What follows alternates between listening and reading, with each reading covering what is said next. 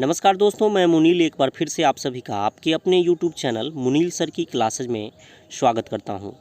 दोस्तों, आज की वीडियो में हम लोग पढ़ने जा रहे हैं क्लास 11th के हिंदी का जो फर्स्ट लेसन है पूस की रात, उसके सब्जेक्टिव क्वेश्चन आंसर को। इससे पहले मैं इस लेसन के ऑब्जेक्टिव क्वेश्चन का वीडियो और समरी का वीडियो अपलोड कर चुका हूँ। अगर आप लोगों ने अभी तक उसे नहीं देखा है तो आप उसे भी देख सकते हैं। उसका लिंक आपको डिस्क्रिप्शन बॉक्स में मिल जाएगा। स्पेशली मैं सजेस्ट करूंगा कि आप इस लेसन के समरी का वीडियो पहले देख ले, ताकि आपको सब्जेक्टिव क्वेश्चन आंसर बेहतर ढंग से समझ में आए। तो चलिए आइए आज के क्लास को शुरू करते हैं। क्लास को शुरू करने से पहले आपसे एक छोटा सा रिक्वेस्ट है कि अगर आप हमारे चैनल पर नए हैं तो प्लीज़ चैनल को सब्सक्राइब कर ले और बेल आइकन को प्रेस कर दे, ताकि जब भी कोई नई वीडियो इस पर अपलोड हो तो उसका नोटिफिकेशन आपको मिल जाए और आप ऐसे ही हमारे वीडियोज़ को देखकर तैयारी करते रहे। तो चलिए आइए शुरू करते हैं। दोस्तों, आपके एग्ज़ाम में 3 कैटेगरी के सब्जेक्टिव क्वेश्चन आंसर पूछे जाते हैं। 2 अंक, 4 अंक और 5 अंक के। 2 अंक के आपसे 10 क्वेश्चन पूछे जाते हैं, जिसमें से आपको केवल 5 का जवाब देना रहता है। 4 अंक के आपसे 4 क्वेश्चन पूछे जाते हैं, जिसमें से आपको केवल 2 का जवाब देना रहता है। और 5 अंकों के आपसे 6 क्वेश्चन पूछे जाते हैं, जिसमें से आपको केवल 3 का जवाब देना रहता है। इसके अलावा आपसे पत्र लेखन, निबंध लेखन और संक्षेपण पूछा जाता है। इस तरह से आपको 50 नंबर के सब्जेक्टिव क्वेश्चन बनाने होते हैं एग्ज़ाम में, और 50 नंबर के आपसे ऑब्जेक्टिव क्वेश्चन पूछा जाता है। तो चलिए आइए आज के क्लास को शुरू करते हैं। मैंने सारे क्वेश्चन टेक्स्ट बुक से लिए हैं, आप टेक्स्ट बुक से भी मिला सकते हैं। यहाँ पर मैंने सबसे पहले लिया है 2 मार्क्स वाले क्वेश्चन, और यहाँ पर लिख भी दिया है कि आपके एग्ज़ाम में 2 मार्क्स के 5 क्वेश्चन बनाने होंगे। पूछा जाएगा 10, लेकिन बनाने होंगे 5, और इसके लिए आपको टोटल मिलेंगे 10 अंक। आपके टेक्स्ट बुक में नहीं लिखा हुआ है कि यहाँ से आपका 2 अंकों का क्वेश्चन है, यहाँ से 4 अंकों का है, लेकिन मैंने यहाँ कैटेगराइज कर दिया है ताकि आप शब्द सीमा का ध्यान रखें और अच्छे से तैयारी करें। तो चलिए शुरू करते हैं। मैंने इस वीडियो में 1 से लेकर के 10 तक के क्वेश्चन को लिया है, और इससे आगे आपका 11 से जो 16 तक क्वेश्चन है वो सेकेंड वीडियो में हम लोग करेंगे, जिसका लिंक आपको डिस्क्रिप्शन बॉक्स में मैं दे दूंगा, और वो भी वीडियो आपका आज ही अपलोड हो जाएगा। आपको इंतज़ार करना नहीं पड़ेगा।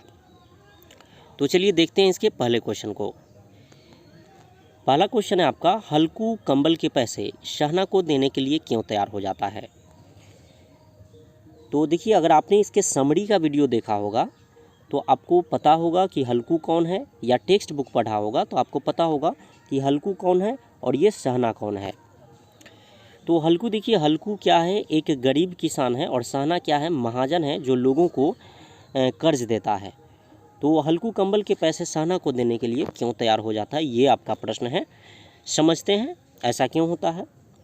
हल्कू ने कंबल खरीदने के लिए किसी तरह 3 रुपये जमा किए थे, किंतु जब सहना पैसे मांगने आता है तो वह बिना किसी विवाद के पैसे देने के लिए तैयार हो जाता है, क्योंकि वह भली भांति जानता था कि सहना बिना पैसे लिए जाएगा नहीं, तो फिर वह व्यर्थ का हुज्जत क्यों करे। देखिए, हल्कू जो है एक गरीब किसान है जो कि कर्ज लेकर खेती करता है।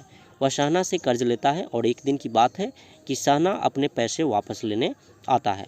उस समय हल्कू की पत्नी मुन्नी जो है वो झाड़ू लगा रही होती है। तभी जाकर हल्कू कहता है कि मैंने जो तुम्हें कंबल खरीदने के लिए पैसे दिए थे 3 रुपये, वो मुझे ला कर दे दो, क्योंकि सहने पैसे के लिए आया है, उसे पैसे देने होंगे। तो वो तैयार हो जाता है सहना को पैसे देने के लिए। वो चाहता तो इनकार भी कर सकता था, लेकिन इनकार क्यों नहीं करता है, वो तैयार क्यों हो जाता है। तो तैयार इसलिए हो जाता है क्योंकि वह भली भांति जानता है कि सहना बिना पैसे लिए वापस नहीं जाएगा, आया है तो पैसा लेकर ही जाएगा। तो फिर व्यर्थ का इससे हुज्जत करना सही नहीं है, व्यर्थ का इससे गाली गलौज करना उचित नहीं है। चलो इसको पैसे दे देते हैं, और वो क्या करता है कि पैसे अपनी पत्नी से मांगकर दे देता है। चलिए नेक्स्ट क्वेश्चन को देखते हैं। आशा करते हैं कि ये क्वेश्चन आपको अच्छे से समझ में आ गया होगा, और आपको याद करने की ज़रूरत नहीं पड़ेगी, आपको अभी ही याद हो गया होगा। चलिए नेक्स्ट क्वेश्चन नंबर 2 में आपसे पूछा गया है, मुन्नी की नज़र में खेती और मजूरी में क्या अंतर है, वह हल्कू से खेती छोड़ देने के लिए क्यों कहती है। तो देखते हैं इसके आंसर को। मुन्नी खेती से अधिक मजूरी को पसंद करती थी। वह जानती थी कि खेत का मालिक अपने खेत में जो कृषि कार्य करता है वह खेती है, जबकि दूसरे के खेत में कुछ पैसों के लिए कृषि कार्य करना मजदूरी है। देखिए मुन्नी को पता है, मुन्नी कौन है, तो मुन्नी है हल्कू की पत्नी। उसको पता है कि अपने खेत में जब कोई आदमी काम करता है तो उसको कहते हैं खेती, ठीक है। और जब वही काम कुछ पैसे के लिए दूसरे के खेत में किया जाता है तो उसे कहते हैं मजूरी या मजदूरी। आगे पढ़ते हैं क्या है। मुन्नी के अनुसार खेती में बहुत लफड़ा है। खेती में लगान और खाद बीज में ही किसान कर्ज में डूबा रहता है, लेकिन मजूरी में ऐसा नहीं है। इसमें कोई पूंजी नहीं लगती और न कर्ज होता है, इसलिए वह हल्कू से खेती छोड़ मजदूरी करने के लिए कहती है। देखिए मुन्नी हल्कू से क्या कहती है कि देखो हम लोग खेती को छोड़ देते हैं और दोनों व्यक्ति मजदूरी करते हैं। क्यों? क्योंकि खेती में बहुत सारा लफड़ा होता है। क्या लफड़ा है? तो खाद खरीदना पड़ता है, बीज खरीदना पड़ता है, इन सब चीज़ों को खरीदने के लिए कर्ज लेना पड़ता है। कर्ज लेने के बाद अगर फसल अच्छी होती है तो कर्ज सधता है और नहीं तो किसान और कर्ज में डूबता चला जाता है। इसके अलावा खेत का मालगुजारी कटवाना पड़ता है। मालगुजारी का मतलब खेत का रसीद, जो आपका एक तरह से टैक्स हुआ खेती करने का, तो वो सारा चीज़ इसमें करना पड़ता है। यानी बहुत सारा लफड़ा है खुद की खेती करने में। लेकिन मजदूरी में ऐसा कुछ नहीं। मजदूरी में क्या है कि आप टाइम से जाइए और मजदूरी करने के बाद आप शाम को पैसा लेकर के वापस आ जाइए, यानी रोज़ आप काम कीजिए और रोज़ आपको पैसा मिल जाएगा। तो इस तरह से मुन्नी के नज़र में क्या है कि खेती बाड़ी में बहुत सारा लफड़ा है और मजदूरी उसको आसान लगता है, इसलिए कहती है कि आप क्या कीजिए, खेती छोड़ दीजिए और हम लोग मजदूरी ही कर लेंगे। इस तरह से हल्कू से कहती है उसकी पत्नी मुन्नी। चलिए आगे देखते हैं अगला क्वेश्चन।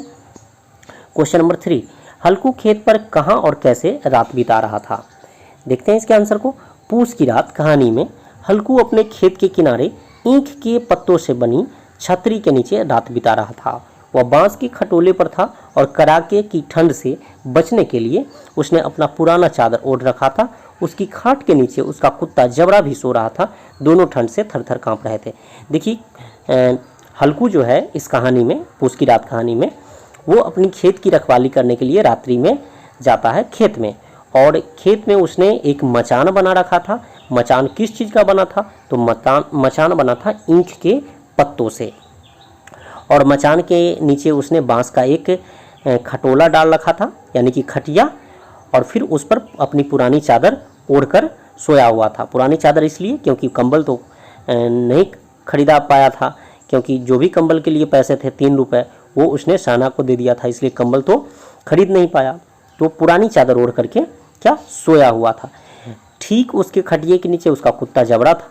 दोनों को ठंड लग रही थी और दोनों ठंड से थर-थर कांप रहे थे। तो ये भी आपको समझ में आ गया होगा। चलिए अब आगे देखते हैं। क्वेश्चन नंबर 4 में आपसे पूछा गया, हल्कू ने जबरा को आगे की ठंड काटने के लिए क्या आश्वासन दिया। पढ़ते हैं इसके आंसर को तो समझ में आ जाएगा। जब हल्कू और जबरा दोनों ठंड से थर-थर कांप रहे थे तो हल्कू ने जबरे से कहा, आज भर किसी तरह जाड़ा बर्दाश्त कर लो, कल से मैं यहाँ पुआल बिछा दूंगा, तुम उसी में घुसकर बैठना, तब तुम्हें जाड़ा नहीं लगेगा। तो देखिए दोस्तों, जब हल्कू जाता है अपने खेत की रखवाली करने तो अपने साथ अपने कुत्ते जबरे को भी ले जाता है, और दोनों रखवाली कर रहे होते हैं। दोनों को बहुत ठंड लगती है, दोनों थर-थर कांप रहे थे क्योंकि पूस की रात थी। पूस की रात यानी कि जनवरी का समय था, ठीक है। पूस की रात आपका जो 10th क्लास है उसके इंग्लिश टेक्स्ट बुक में भी आपको पढ़ना था। वहाँ पर पूस की रात का नाम था जनवरी नाइट। एक्चुअली ये कहानी वही है जो आपके इंग्लिश के टेक्स्ट बुक में था 10th क्लास में, वही आपका आ गया है 11th क्लास में हिंदी में। तो पूस की रात कहिए या जनवरी नाइट कहिए। तो जनवरी के समय आप जानते हैं कि कितना ठंड होता है, तो ठंड का समय था, दोनों थर-थर कांप रहे थे। तो हल्कू को लगता है कि जबरे को भी ठंड लग रहा है, तो वो कहता है कि जबरा देखो, आज किसी तरह से ठंड को बर्दाश्त कर लो, कल मैं क्या करूँगा, यहाँ पर पुआल बिछा दूंगा। पुआल का अर्थ क्या होता है? पुआल का अर्थ होता है धान का पौधा, देहात में इसको कहते हैं लेबारी, ठीक है। तो कल से मैं यहाँ पर लेबारी बिछा दूंगा, यानी पुआल बिछा दूंगा, तुम उसमें घुस करके बैठना, तब तुम्हें ठंड नहीं लगेगा। तो आप ये समझ गए होंगे अच्छे से। चलिए आगे देखते हैं। क्वेश्चन नंबर 5, हल्कू की आत्मा का एक एक अणु प्रकाश से चमक रहा था, इसके पीछे क्या कारण था? तो देखिए, सबसे पहले तो क्वेश्चन को समझते हैं। हल्कू की आत्मा का एक एक अणु प्रकाश से चमक रहा था, इसका अर्थ क्या हुआ? तो इसका अर्थ हुआ कि हल्कू की आत्मा का रोम रोम यानी हर हिस्सा, ठीक है, रोम रोम प्रकाश से चमक रहा था, यानी कि क्या था? तो आनंद से विभोर था, यानी बहुत प्रसन्न था। इसके पीछे क्या कारण था? यानी उसका आत्मा जो है इतना प्रसन्न था, इसके पीछे क्या कारण था? तो पढ़ते हैं इसके आंसर को, तो समझ में आ जाएगा। जब ठंड हल्कू के बर्दाश्त के बाहर हो गई तो उसने जबरे को अपनी गोद में सुला लिया। जब दोनों को ठंड लगती है तो जबरा को गोद में सुला लेता है कौन? हल्कू।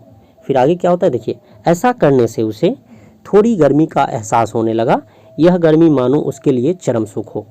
यानी हल्कू को जब ठंड लग रही थी तो उसने अपने कुत्ते जबरे को गोद में सुला लिया। ऐसा करने से क्या हुआ? उसे थोड़ी थोड़ी गर्मी का एहसास होने लगा और यह गर्मी जो है उसके लिए चरम सुख हो गया, यानी बहुत आनंद दे रहा था। आगे है आपका, इसलिए जबरा के इस आत्मीय भाव को देखकर हल्कू की आत्मा का एक एक अणु प्रकाश से चमक रहा था, अर्थात वह सारे संकटों को भूलकर असीम आनंद को महसूस कर रहा था। तो देखिए, जब जबरा को हल्कू गोद में ले लेता है तो जबरा भी है वो भी चुपचाप गोद में सो जाता है। दोनों के बीच ऐसा आत्मीय संबंध रहता है, ऐसी मित्रता रहती है कि ये भी क्या कुछ नहीं बोलता है और ये भी अपने मालिक के साथ एकदम चुपचाप सो जाता है। ऐसा आत्मीय भाव देख करके हल्कू जो है वो क्या बहुत प्रसन्न होता है, अपने सारे संकटों को भूल जाता है और अपने कुत्ते के साथ वो उस कड़ाके की ठंड में गर्मी का एहसास करने लगता है, अपने सारे संकटों को भूल जाता है और उसका आत्मा प्रसन्न हो जाता है। इसी को कहा गया है कि उसकी आत्मा का एक एक अणु प्रकाश से चमक रहा था। तो आशा करते हैं कि ये प्रश्न का जो उत्तर है आपको बहुत अच्छे से समझ में आ गया होगा। चलिए अब आगे देखते हैं। क्वेश्चन नंबर 6 में आपसे पूछा गया है, हल्कू और जबरा की मैत्री को लेखक ने अनोखा क्यों कहा है? तो देखिए, अनोखा का अर्थ होता है बेजोड़, ठीक है, बेजोड़, या इसको अंग्रेजी में कहते हैं यूनिक, ठीक है, जिसका कोई जोड़ ना हो, ठीक है, या अद्वितीय कहिए। तो हल्कू और जबरा की मैत्री को, यानी कि हल्कू और जबरा की मित्रता को लेखक ने अनोखा क्यों कहा है, अद्वितीय क्यों कहा है, बेजोड़ क्यों कहा है? तो इसका कारण क्या है देखते हैं। जबरा हल्कू के सुख दुख का साथी था। हल्कू के पवित्र आत्मा में जबरा के लिए ढेर सारा प्यार था। वह जबरे के साथ जब भी होता अपनी गरीबी और दुख को भूल जाता। देखिए, जबरा और हल्कू जब भी एक साथ होते थे तो हल्कू अपने तमाम दुखों को भूल जाता था। वह भूल जाता था कि मुझ पे कर्ज है, मैं गरीब हूँ, या मेरे पास ये समस्या है। वो सारे समस्याओं को भूल जाता था। कब? जब वो अपने कुत्ते जबरा के साथ होता था। यानी दोनों के बीच ऐसी मित्रता थी कि दोनों जब एक साथ होते थे तो दोनों मतलब आनंद की चरम सीमा पर पहुंच जाते थे, आनंद ही आनंद महसूस करते थे, अपने सारे दुखों को भूल जाते थे। आगे पढ़ते हैं। एक जानवर और एक मनुष्य के बीच ऐसा आत्मीय संबंध शायद ही कहीं देखने को मिले, इसलिए लेखक ने हल्कू और जबरा की मैत्री को अनोखा कहा है। तो देखिए, लेखक ने हल्कू और जबरा की मैत्री को अनोखा क्यों कहा है? क्योंकि एक जानवर और एक मनुष्य के बीच ऐसा आत्मीय संबंध है, ऐसी मित्रता शायद ही कहीं देखने को मिलती है, या आप समझ लीजिए कि न ही मिले। आपको स्वयं भी इस चीज़ को समझ सकते हैं कि दो मनुष्यों में मित्रता तो संभव है, दो जानवरों में मित्रता तो संभव है, लेकिन एक जानवर और एक मनुष्य में मित्रता ये बहुत ही मतलब अनोखी बात है। तो इसलिए लेखक कहते हैं कि दोनों की मित्रता क्या है? अनोखी मित्रता है। चलिए अब आगे देखते हैं। क्वेश्चन नंबर 7 में आपका, हल्कू कैसे जान सका कि रात अभी पहर भर बाकी है? तो देखिए, जब हल्कू रात बिता रहा था अपने खेत की रखवाली करने के लिए अपने मचान में, तो उसे जानना होता है कि अभी रात कितनी बाकी है। तो वो कैसे पता करता है कि अभी रात कितनी बाकी है? तो समझते हैं इसको। जब ठंड के मारे हल्कू की रात नहीं कट रही थी, तब झुककर आकाश की ओर देखा। अभी रात कितनी बाकी है। सप्तर्षि अभी रात में आधे भी नहीं चढ़े हैं। इससे हल्कू क्या करता है कि पता कर लेता है। इस प्रकार सप्तर्षि को देखकर उसे पता चल जाता है कि रात अभी पहर भर बाकी है। देखिए सप्तर्षि का मतलब समझेंगे। अब आप आकाश में देखे होंगे कि 7 तरेगन होते हैं, ठीक है, 7 तरेगन होते हैं जिनको देहात में सतभइबा कहा जाता है। तो उसी सतभइबा को, यानी यह एक तारामंडल है, तारों का समूह है, तो इसी तारामंडल को, सतभइबा तारामंडल को सप्तर्षि तारामंडल कहा जाता है। तो सप्तर्षि को देखने के बाद उसको पता चलता है कि अब जो रात है वो ज़्यादा बाकी नहीं है, एक पहर अभी रात बाकी है। यानी सप्तर्षि जो है वो आपको भोर, तो इस तरह से सप्तर्षि तारामंडल को देख करके वह समझ जाता है कि रात जो है अभी पहर भर बाकी है। तो इसे भी आप समझ गए होंगे। चलिए आगे देखते हैं क्वेश्चन नंबर 8। जब ठंड बर्दाश्त के बाहर हो जाती है तो हल्कू उसका सामना कैसे करता है। पढ़ते हैं इसके आंसर को। जब ठंड बर्दाश्त के बाहर हो जाती है तो हल्कू अरहर के पौधों का झाड़ू बनाता है और उसी से बगीचे में पड़े आम के पत्तों को बटोरता है। जब ठंड बहुत ज़्यादा बढ़ जाती है और जब ठंड बर्दाश्त से बाहर हो जाती है तो हल्कू सोचता है कि नहीं, ऐसे नहीं चलने वाला है, ये ठंड तो मेरी जान लेकर मानेगा, कुछ करना पड़ेगा। तो बगल में एक रहता है अरहर का खेत, अरहर यानी कि रहड़ी, ठीक है, तो रहड़ी का खेत रहता है, उसमें से जाता है, रहड़ी के पौधों को उखाड़ता है और उसका एक झाड़ू बनाता है। फिर बगल में एक आम की बगीचा रहता है, वहाँ जाता है, आम के सूखे हुए पत्तों को बटोरता है। फिर क्या होता है आगे देखते हैं। जब ढेर सारा पत्ता जमा हो जाता है तब वह उसमें आग लगा देता है। इस प्रकार हल्कू ठंड से बचने के लिए उपाय करता है। तो ढेर सारा पत्ता को जमा करके हल्कू क्या करता है, पत्तों के ढेर में आग लगा देता है और आग को ताप करके अपनी जान बचाता है। चलिए अब आगे देखते हैं क्वेश्चन नंबर 9। क्वेश्चन नंबर 9 में पूछा गया है, लेखक ने पवन को निर्दय क्यों कहा है। निर्दय पवन द्वारा पत्तियों के कुचलने से क्या तात्पर्य है। यानी लेखक जो है यानी मुंशी प्रेमचंद, वो पवन को यानी हवा को निर्दयी कहते हैं, जिसमें कोई दया न हो उसे निर्दय कहा जाता है। तो ऐसा क्यों कहते हैं। फिर पूछा गया है कि निर्दय पवन द्वारा पत्तियों के कुचलने से क्या तात्पर्य है। यानी निर्दयी पवन जो है वो पत्तियों को कुचलता है, इसका क्या अर्थ हुआ। तो पढ़ते हैं इसके आंसर को। प्रस्तुत पाठ पूस की रात में लेखक मुंशी प्रेमचंद ने पवन को निर्दय कहा है। निर्दय का अर्थ होता है वह व्यक्ति जिसमें कोई भी दया न हो। कड़ाके की ठंड रहती है, हल्कू और जबरा ठंड से थरथर कांप रहे होते हैं, फिर भी पवन सन सन चलती रहती है, इसलिए पवन को निर्दय कहा गया है। तो देखिए निर्दय किसको कहा जाता है। ऐसा व्यक्ति जिसमें दया नाम की चीज़ न हो, बिल्कुल भी दया न हो, उसे निर्दय कहा जाता है। तो पवन यानी हवा जो है वो उसको निर्दय इसलिए कहा गया क्योंकि उसमें भी दया नहीं होता है। क्यों दया नहीं होता है, क्योंकि हल्कू और जबरा ठंड से थरथर कांप रहे होते हैं और फिर भी हवा जो है वो बहे जा रहा है, यानी कि उसके ठंड को और बढ़ा रहा है, इसलिए कहा गया है कि पवन क्या है, निर्दय है। आगे पढ़ते हैं। प्रस्तुत पाठ में पवन द्वारा पत्तियों को कुचलने का अर्थ है जिस प्रकार एक बलशाली आदमी कमजोर आदमी को कुछ नहीं समझता, उसी प्रकार बेजान पत्तियों को पवन कुछ नहीं समझता और उसे उड़ा ले जाता है। तो निर्दय पवन द्वारा पत्तियों को कुचलने का अर्थ क्या है कि जिस प्रकार एक शक्तिशाली व्यक्ति कमजोर व्यक्ति को कुछ नहीं समझता है, उसी प्रकार शक्तिशाली पवन जो है यानी हवा जो है वो सूखे हुए पत्ती को कुछ नहीं समझता है और उसे उड़ा करके ले जाता है। इसे ही कहा गया है पत्तियों को पवन कुचलता है। तो ये आप समझ गए होंगे। चलिए क्वेश्चन नंबर 10 जो कि आज का लास्ट क्वेश्चन है। इसके बाद आपका हम लोग जो क्वेश्चन नंबर 11 से 16 तक है वो सेकेंड वीडियो में कर लेंगे और जस्ट वो वीडियो भी मैं अभी अपलोड कर दूंगा, तो आप उसे एक बार चेक कर लेंगे और आप इससे आगे का क्वेश्चन भी देख लेंगे। लिंक आपको डिस्क्रिप्शन बॉक्स में मिल जाएगा। तो देखते हैं क्वेश्चन नंबर 10 में क्या है।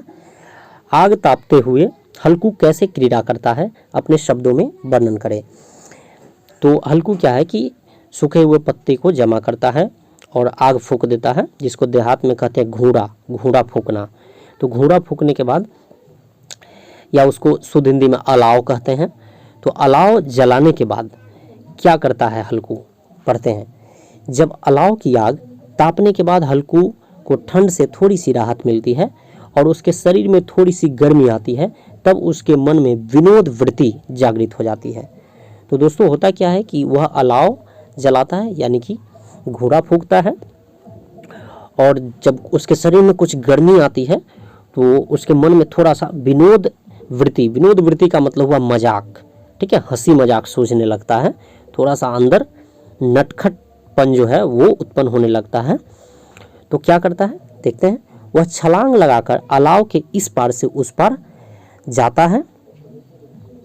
यहाँ पर ये आप नहीं लिखेंगे, हट नहीं लिखेंगे, इस पार से उस पार जाता है, और ऐसा ही करने को जबड़ा से भी कहता है। यानी वो क्या करता है, अलाव के इस पार से उस पार छलांग लगाता है और कहता है जबड़े से कि तुम भी ऐसा ही करो, तुम्हें भी गर्मी नहीं लगेगी।